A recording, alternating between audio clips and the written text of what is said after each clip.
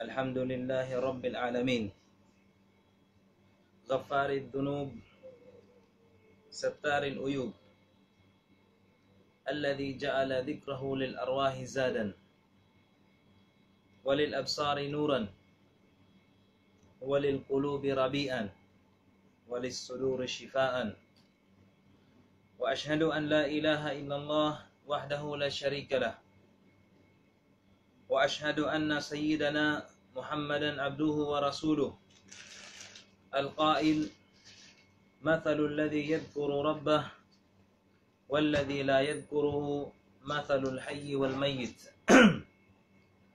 اللهم صل وسلم وبارك على سيدنا ونبينا وحبيبنا محمد وعلى آله وصحبه أجمعين. Amma ba'd.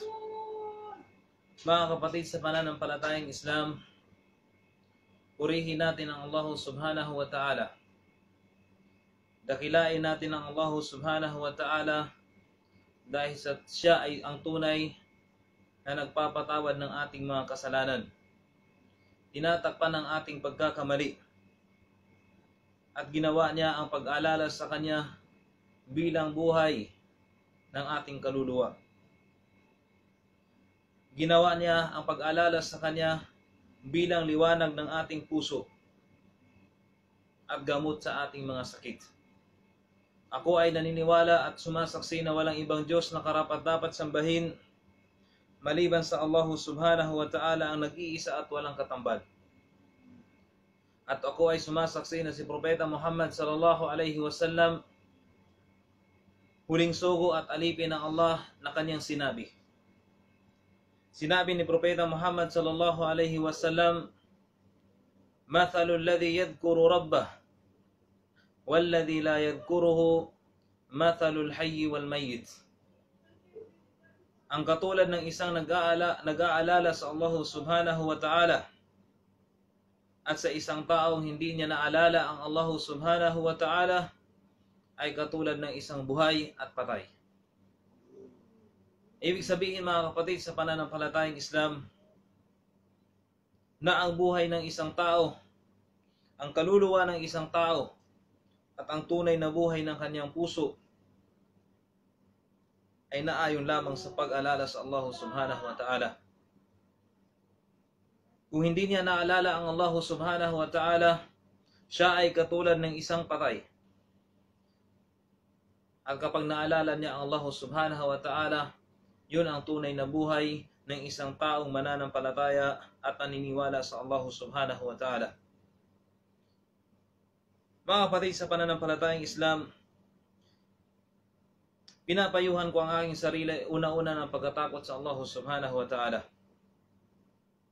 At ini-encourage ko ang lahat, una-una ang aking sarili, na lagi nating alalahanin ang Allah subhanahu wa ta'ala at pasalamatan siya.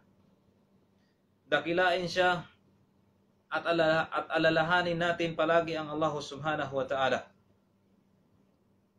Sinabi ng Allah subhanahu wa ta'ala sa banal na Quran, "Ya ayyuhalladhina amanu udhkurullaha dhikran kathira wasabbihuhu bukratan wa asila." Sinabi ng Allah subhanahu wa ta'ala, o kayong mga mananampalataya. Tinatawagan ang mananampalataya ng Allah subhanahu wa ta'ala na alalahanin siya. Alalahanin ng ating Panginoon, ang ating tagapaglikha, ang nagtustos sa atin ng napakaraming pag-alala. Wasabbihuhu bukratan wa asila. At atin siyang dakilain sa umaga at sa hapon.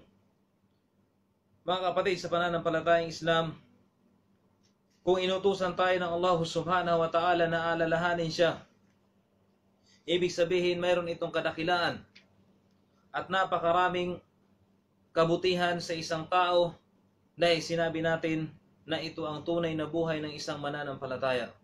Ang maalala niya ang kanyang Panginoon. Inna dhikrallahi ashrafu ma yamurru bil khatir wa yantiqu bihil lisan. Tunay na ang pag-alala sa Allah subhanahu wa ta'ala ay isang pinakadakilang dadaan sa ating isipan at atin itong sinasabi. At ito ay jawhar kulli ta'atin lillah. Ito ang palamuti ng pagsamba natin sa Allah subhanahu wa ta'ala. Dahil tunay na ang pagsamba at ang pagkilala sa Allah subhanahu wa ta'ala ay sa pamamagitan ng pagsabi ng ating dila, ng pagmamahal ng ating puso, o yung nasa puso natin at yung gawain natin. Wa huwa umdatul a'mali wal ibadat. At ito ang haligi ng ating mga gawain at ating pagsamba sa Allah subhanahu wa ta'ala, ang maalala natin siya.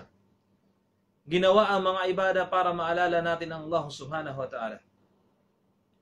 Sinabi ng Allah subhanahu wa ta'ala, wa aqimis salata li dhikri.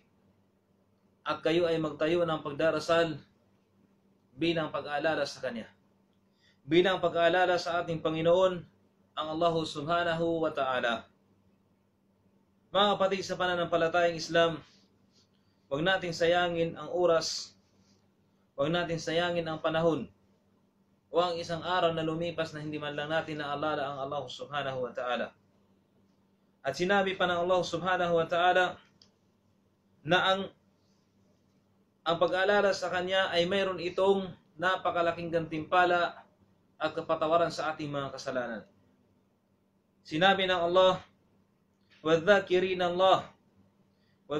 اللَّهَ كَثِيرًا وَالذَّاكِرَاتِ أَعَدَّ اللَّهُ لَهُمْ مَغْفِرَةً وَأَجْرًا عَظِيمًا. Subhanallah. Ang mga tao nag-alala mula sa kalalakihan at mula sa kababaihan, at ang pag-alala nila ay napakarami, pinaparami nila ang pag-alala sa Allah subhanahu wa ta'ala, inihanda ng Allah subhanahu wa ta'ala para sa kanila. Para sa mga tao mula sa mga kalalakihan at mga kababaihan na nag-aalala ng napakarami sa Allah subhanahu wa ta'ala, inihanda sa kanila ng Allah subhanahu wa ta'ala ang kapatawaran at napakalaking gantimpala. Magfiratan wa ajran azima. Ang kapatawaran ng Allah subhanahu wa ta'ala na kung saan ito ang ating hinihiling palagi. Na tayo ay patawarin ng Allah subhanahu wa ta'ala at tagpan ang ating mga pagkakamali. At tayo ay gagantimpalahan ng Allah subhanahu wa ta'ala ng napakalaking gantimpala upang tayo ay papasukin sa paraiso. Mga kapatid sa pananampalatayang Islam, kahit ang mga sahaba, ang mga kasamahan ni Propeta Muhammad sallallahu alaihi wasallam, lagi nilang naalala ang Allah subhanahu wa ta'ala sa bawat panahon, sa bawat oras, lalong-lalo na pag sila ay nag-iipon. Isa sa mga kasamahan ni Propeta Muhammad sallallahu alaihi wasallam na ang pangalan niya ay si Mu'adh. Si Mu'adh, siya ay kinausap ni Propeta Muhammad sallallahu alaihi wasallam. At sinabi niya kay Mu'adh radhiyallahu anhu, Ya Mu'adh, wallahi inni la uhibbuk. Wallahi inni la uhibbuk. Sinabi ni Propeta Muhammad sallallahu alaihi wasallam, O Mu'adh, sumpa man sa Allah, ikaw ay aking mahal. O ikaw ay aking minamahal. Yun ang sabi ni Propeta Muhammad sallallahu alaihi wasallam kay Mu'adh. Subhanallah. Tapos sinabi ni Propeta Muhammad sallallahu alaihi wasallam, Usika ya Mu'adh, la tada'anna fi duburi kulli salatin taqul. Huwag mong iwan sa bawat sala mo, sa huling gagawin mo sa sala, ang sabihin mo, Allahumma a'inni ala dhikrika wa syukrika wa husni ibadatik. Ang sabihin mo, O Mu'adh, sa bawat dulo ng iyong sala, ang sasabihin mo, O Allah, tulungan mo ako sa pag-aalala sa iyo at pagpapasalamat sa iyo at ang pagiging mabuti sa pagsamba sa iyo. Subhanallah. Dahil mahal niya si Mu'adh radhiyallahu an. Mahal ni Propeta Muhammad sallallahu alaihi wasallam, at ang payo ni Propeta Muhammad sallallahu alaihi wasallam sa kay Mu'adh ay ang maalala niya ang Allah subhanahu wa ta'ala.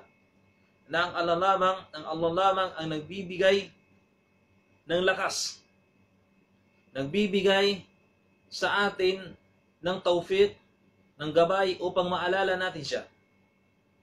Kaya sinabi niya, Allahumma, ito ang dua na dapat natin gagawin. Ito ay hindi lamang kay Mu'adh, kung hindi para sa atin din, mga kapatid sa pananampalatayang Islam. nasabihin natin, Allahumma o Allah, a'inni.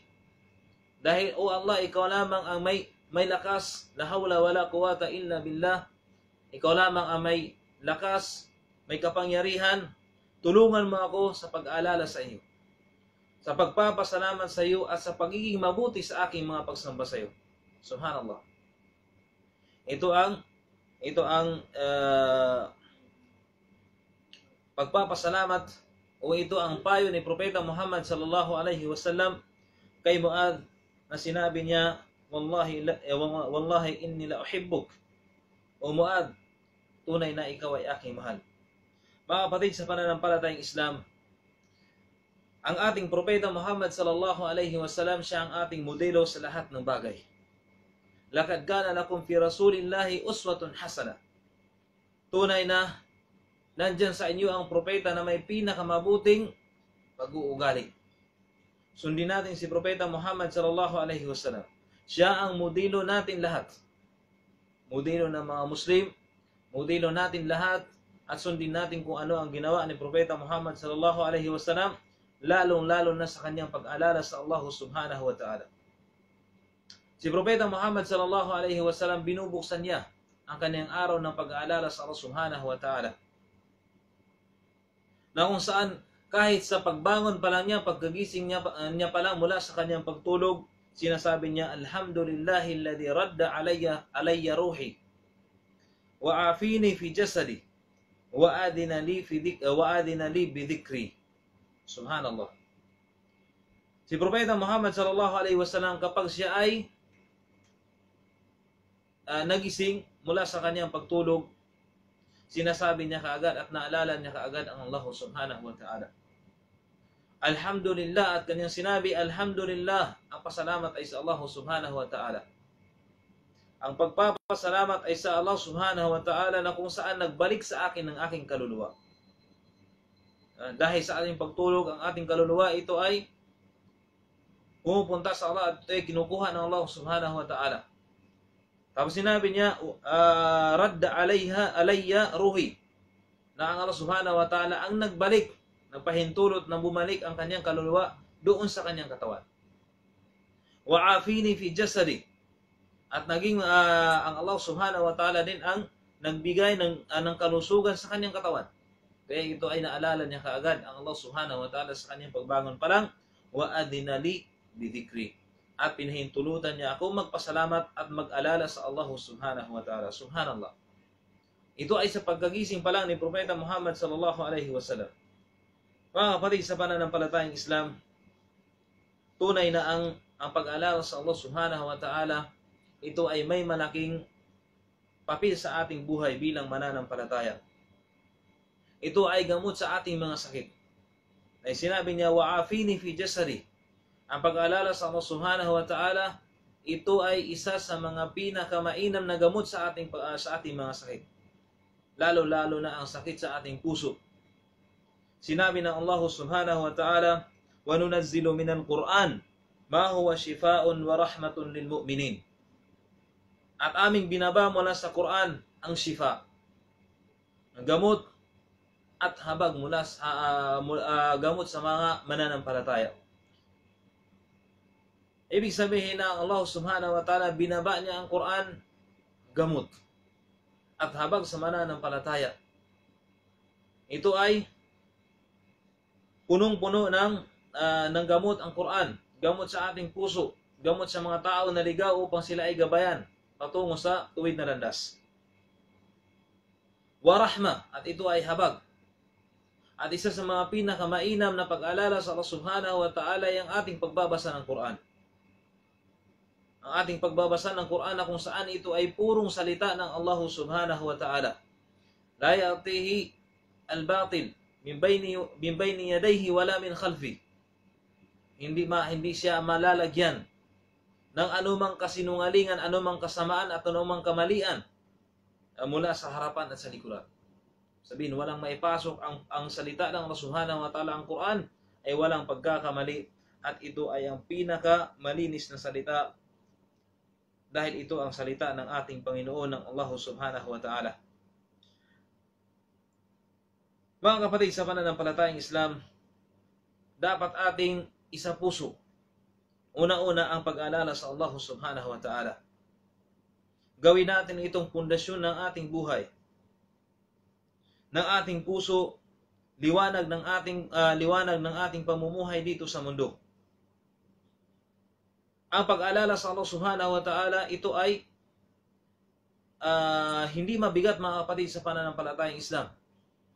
Ito ay malaking pagsamba sa Kanya na hindi ito mabigat na gawain ng ating sarili.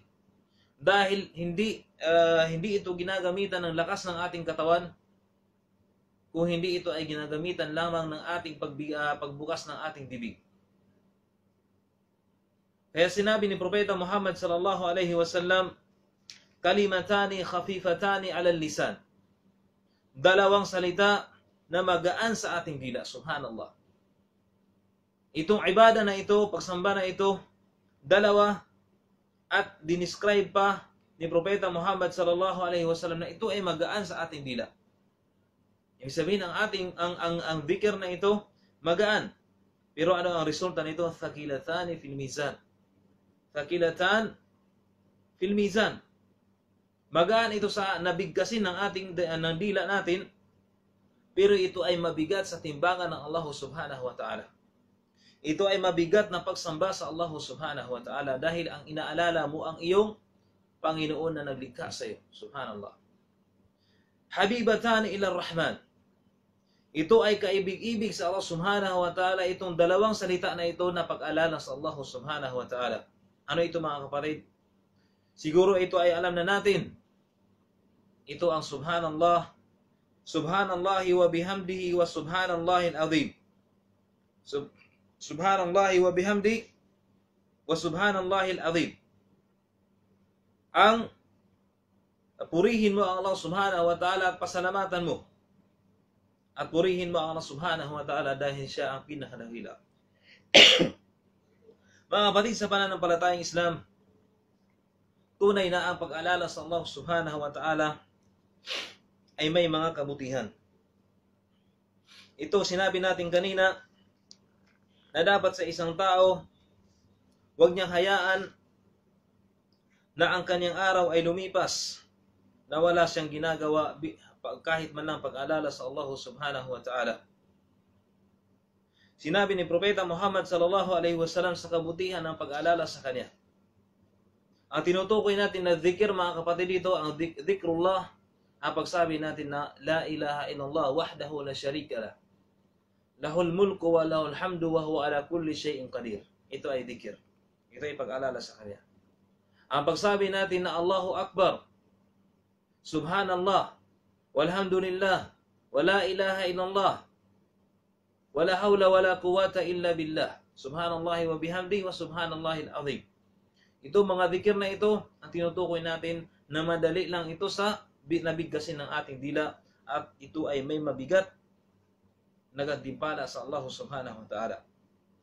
Isa sa mga kabutihan ng pag-alala sa kanya, sinabi ng pag-alala sa Allah subhanahu wa ta'ala, sinabi niya, man qala fi yawmin mi'ata marrah la ilaha illallah wahdahu la sharika lah, lahul mulku wa lahul hamdu wa huwa ala kulli syai'in qadir, kana lahu adla ashri riqab wa kutibat lahu mi'atu hasanah wa muhiya anhu mi'atu sayyi'ah wa kunna lahu hirzan minasy syaitan sa'ira yawmihi ila al-layl wa lam ya'ti ahadun bi afdali mimma ata bihi illa man qala akthar. Subhanallah. Sinabi ni Propeta Muhammad sallallahu alaihi wasallam, sino man ang nagsabi sa isang araw ng 100 beses. Sinabi niya, ano ito? 100 beses na sasabihin niya, ang pagsabi niya ng la ilaha illallah wahdahu la sharika lah.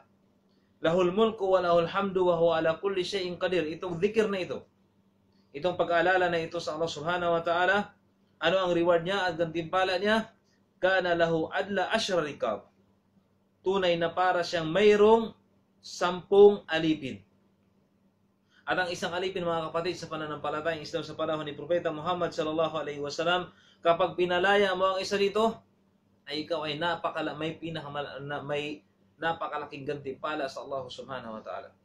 Paano na kaya mayroon kang 10 alipin, pinalaya mo ang 10 alipin na ito. Gaano kalaki ang reward mo sa Allah subhanahu wa ta'ala. Bukod pa dito na ikaw ay may katumbas ng 10 alipin, kutibat lahu mi'atul hasana. Isusulat sa iyo ang 100 kabutihan. At buburahin sa iyo ang 100 pagkakasala. At ikaw ay nasa pangangalaga ng Allah subhanahu wa ta'ala mula sa Satanas. Mula sa araw na yun hanggang sa gabi. Sa umpisa ng araw na yun hanggang sa gabi, at walam ya'ti ahadun bi afdali mimma ata bihi, at wala kang katumbas at walang hihigit pa sa iyo na nakakuha ng gantimpala nito maliban na lamang ang nagsasabi ng marami pa dito. Ibig sabihin marami pa siyang dhikr na sinasabi kaysa sa iyo. Subhanallah. Mga kapatid sa pananampalatayang Islam, huwag tayong maging pabaya sa pag-aalala sa Allah subhanahu wa ta'ala dahil ito ay mautun lil qulubi wa ta'tirun lil haya. Wal ghaflatu an dhikrillah mautun lil qulubi wa ta'tilun lil haya.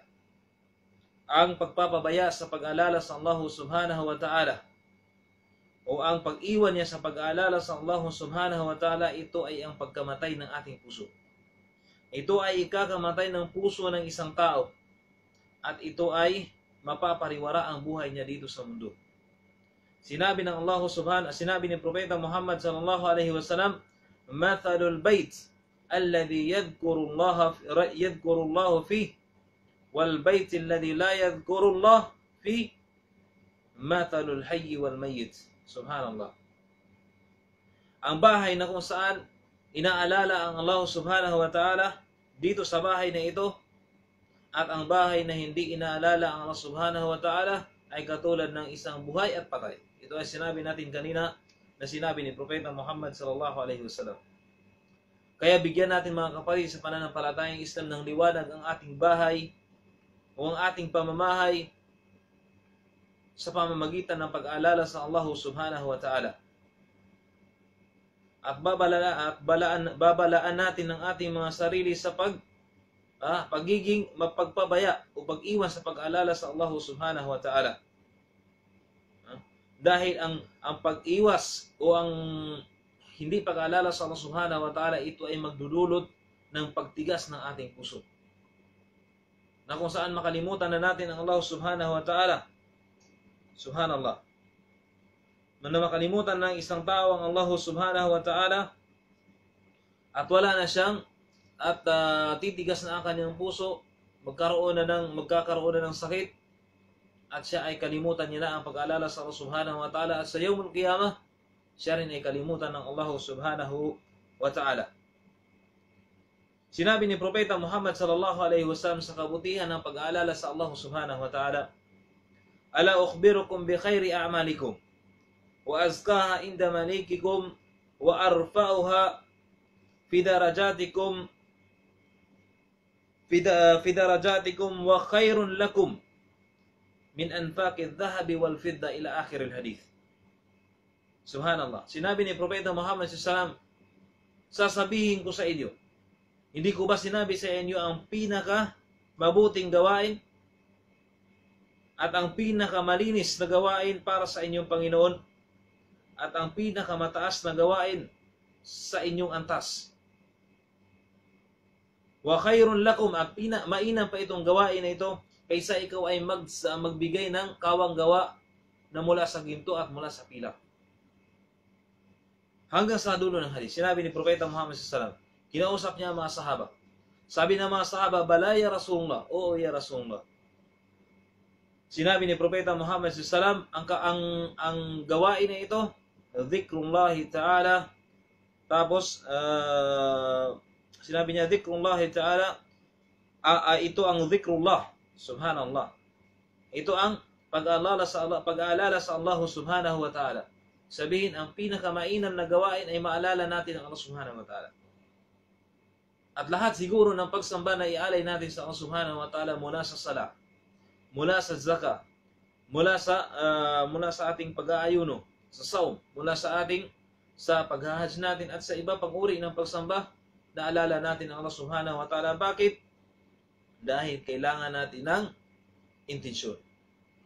Kailangan natin ng malinis na intensyon, na kung saan ito ay tinalakay ng ating ustad noong nakaraan, ang kalinisan ng intensyon, ang ikhlas sa ating mga puso na gagawin natin yung bagay na yon, mga kapatid sa pananampalatayang Islam.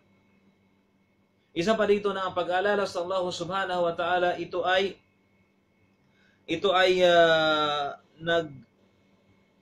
solusyon mula sa ating mga problema. Na kung saan mayroon tayong problema, alalahanin natin ang Allah subhanahu wa ta'ala, bibigyan tayo ng solusyon ng Allah subhanahu wa ta'ala, at papagaanin niya ang problema na ito at bibigyan ka ng chance. Bibigyan ka ng Allah subhanahu wa ta'ala ng paraan para masolusyonan yun. Katulad sa hadith ni Propeta Muhammad SAW na binabanggit niya tuwing siya ay dinadatna ng malaking pagsubok. O pagsubok, sinasabi niya, La ilaha illallah al-azim al-halim. La ilaha illallah rabbul arshil azim. La ilaha illallah rabbus samawat wa rabbul ardi wa rabbul arshil karim.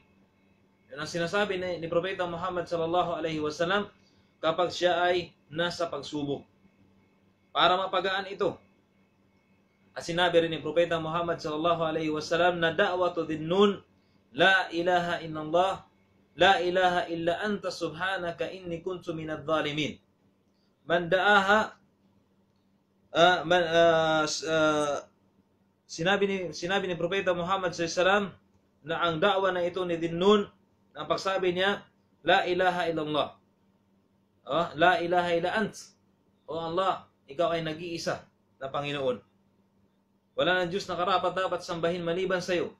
Subhanak, ikaw ang nasa sa iyo lahat ng pagbuburi. Tunay na ako ay nagkamali. Sinabi ni Propeta Muhammad sallallahu alaihi wasallam, man da'a minha fil makrub illa man da'a minha fi makrubin illa farajallahu karbah. Subhanallah. O kama qala sallallahu alaihi wasallam. Sino man ang nagdangdua na ito at binanggit niya ito sa Allah subhanahu wa ta'ala bilang pag-aalala para yung kanyang problema ay malutas, sabi ni Propeta Muhammad sallallahu alaihi wasallam, sino man ang nagdua sa ganitong dua, ang kanyang problema ay bibigyan at papagaanin ng Allah subhanahu wa ta'ala. Mga kapatid sa pananampalatayang Islam, ninanais natin ng tagumpay dito sa mundo at sa kabilang buhay. Dito sa mundo at lalong-lalo na sa kabilang buhay upang makamtan natin ang gantimpala na inihanda ng Allah subhanahu wa ta'ala para sa atin. Mga kapatid, isa sa mga bagay upang maging matagumpay ang isang tao, at ito ang paggawa natin ng pag-aalala sa Allah subhanahu wa ta'ala. Dahil sinabi ng Allah subhanahu wa ta'ala, وَاذْكُرُوا كَثِيرًا لَعَلَّكُمْ تُفْلِحُونَ. وَاذْكُرُوا كَثِيرًا لَعَلَّكُمْ تُفْلِحُونَ. Alalahanin niyo ang Allah subhanahu wa ta'ala ng napakarami. Araw, gabi, umaga, minuto, segundo, alalahanin natin ang Allah subhanahu wa ta'ala. Purihin natin ang Allah subhanahu wa ta'ala, magpasalamat tayo sa Allah subhanahu wa ta'ala, la in syakartum la azidannakum.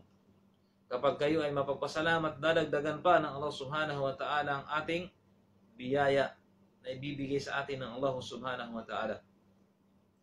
Alalahanin natin siya sa araw at gabi, minuto, oras, upang tayo ay kalugdan ng Allah subhanahu wa ta'ala, mamahalin niya tayo, at tayo ay alalahanin din ang Allah subhanahu wa ta'ala sa mainam na mga nilikha niya doon sa kalangitan.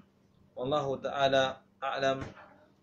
Aqulu qawli hadha, astaghfirullah al-azim li wa lakum wa lisa'iril muslimina min kulli dhanbin fastaghfiruh, innahu huwal ghafurur rahim. Barakallahu fikum wa jazakumullahu khairan. Assalamualaikum warahmatullahi ta'ala wabarakatuh.